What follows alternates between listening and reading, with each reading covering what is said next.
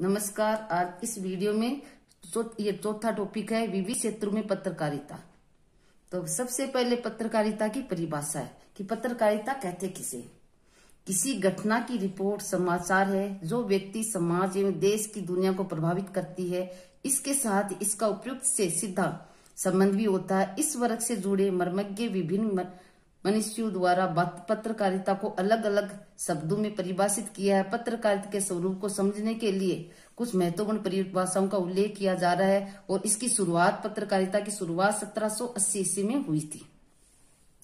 पहला है विल्बर श्रम के अनुसार जनसंचार माध्यम दुनिया का नक्शा बदल सकता है। जनसंचार माध्यम है वो दुनिया का नक्शा बदला जा सकता है विल्बर के अनुसार। दूसरा सीजी मुलर के अनुसार सामयिक ज्ञान का व्यवसाय ही पत्रकारिता। इसमें तथ्यों की प्राप्ति, उनका मूल्यांकन एवं ठीक ठाक प्रस्तुतिकरण होता है। तीसरा जेम्स मैकडोनाल्ड के अनुसार पत्रकारिता को मैं रणभूमि से ज्यादा बड़ी चीज समझता हूँ। ये कोई पेशा नहीं वरना पेशे से ऊंची कोई चीज है। ये वह जीवन है जिसमें मैंने अपने को स्वेच्छापूर्वक समर्पित किया है। अगला है विखेम स्ट्रीट के अनुसार मैं समझता हूँ कि पत्रकारिता कला भी है, वृत्ति भी है और जन सेवा भी है। जब कोई ये नहीं समझता कि मेरा कर्तव्य अपने पत्र के द्वारा लोगों का ज्ञान बढ़ाना, उनका मार्गदर्शन करना है, तब तक से पत्रकारिता चाहे जितनी भी ट्रेनिंग दी जाए वह पूर्ण रूपेण पत्रकार नहीं बन सकता है। पांचवा है प्रतिवेदन सच्ची बातों का विवरण ही होता। प्रतिवेदन के अंदर सच्ची बातें ही होती है।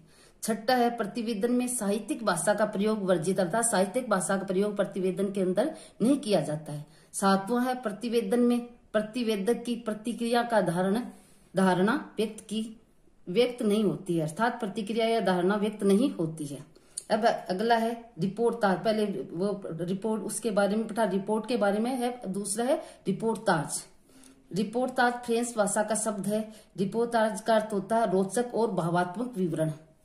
अब इसकी परिभाषा लेखक द्वारा आंखों देखी या सुनी गई घटनाओं का अंतरंग अनुभव के साथ किया गया वर्णन ही रिपोर्टाज कहलाता है।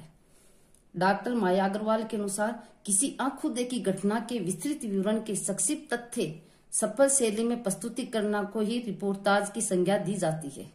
डॉक्टर रामविलास शर्मा के अनुसार किसी घटना या घटनाओं का ऐसा वर्णन कि वस्तुगत सत्य के पाठक के हृदय को प्रभावित कर सके उसे रिपोर्टाज कहते हैं।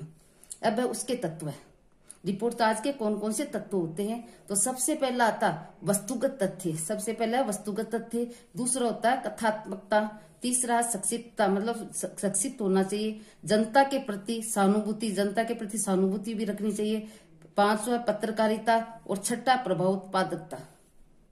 तत्व के बाद में होते उसकी गुण या विशेषता। रिपोर्टाज की क्या गुण या विशेषताएं होती है, तो सबसे पहला है रिपोर्टाज में घटना की प्रधानता होती है तथा उसी घटना का चित्रण कथात्मक पद्धति से होता है।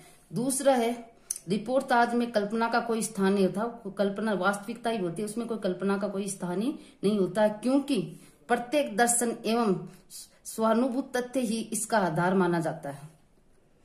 तीसरा है रिपोर्टाज के लेखक में भावुकता, संवेदना, सूक्ष्म दृष्टि और विवेक आदि गुण भी होने चाहिए। चौथा है रिपोर्टाज की रचना के लिए लेखक को घटना का पूर्णतः ज्ञान होना भी जरूरी होता है। अनुमान या कल्पना के आधार पर रिपोर्टाज की रचना नहीं हो सकती, मतलब केवल अनुमान के आधार पर रिपोर्टाज नहीं बन सकता है। पांचवा है रिपोर्टाज में रचना प्रवाह का गुण भी होना चाहिए जिससे पाठकों के मन में उत्सुकता, जिज्ञासा व आनंद की प्राप्ति भी होती है। छठवां पॉइंट है रिपोर्टाज आकार की दृष्टि से न तो ज्यादा बड़ा होना चाहिए न ज्यादा छोटा होना। सूचना या टिप्पणी की तरह छोटा या बड़ा नहीं होना चाहिए। अब रिपोर्टाज की विद्या का इतिहास, मतलब रिपोर्टाज का क्या इतिहास है। हिंदी साहित्य इस विद्या का लेखन भारतेंदु हरिश्चंद्र से प्रारंभ माना जाता है, मतलब भारतेंदु युग से रिपोर्टाज की शुरुआत मानी जाती है। तत्पश्चात शिवदान से चौहान, रागे राघव, प्रकाश चंद्र गुप्त, आनंद भट्ट, कौशल्यायन, कन्हैयालाल मिश्र, प्रभाकर, राजेंद्र यादव, शरद जोशी, प्रभाकर माचवे आदि के नाम लिखे जाते हैं। अब है रिपोर्ट और रिपोर्टाज में क्या अंतर है, दोनों के अंदर किस प्रकार का अंतर है। तो सबसे पहले आता है किसी घटना या विषय का तथ्यात्मक विवरण या लेखा जोखा प्रस्तुत करना ही क्या कहलाती है, रिपोर्ट कहलाती है। रिपोर्ट जब कलात्मक संवेदनाओं एवं साहित्यिक शैली में प्रस्तुत हो तो वह रिपोर्टाज बन जाती है। दूसरा है अंतर, घटनाओं एवं सूचनाओं का आंखों देखा विवरण लिखना। रिपोर्ट मतलब जो रिपोर्ट में होगा वो वास्तविकता घटना होती है, परंतु उसमें कलात्मकता, अभिव्यक्ति और संवेदनशीलता के साथ ज्ञान तथा आनंद का समावेश हो तो वह क्या बन जाती है, रिपोर्टाज बन जाती है।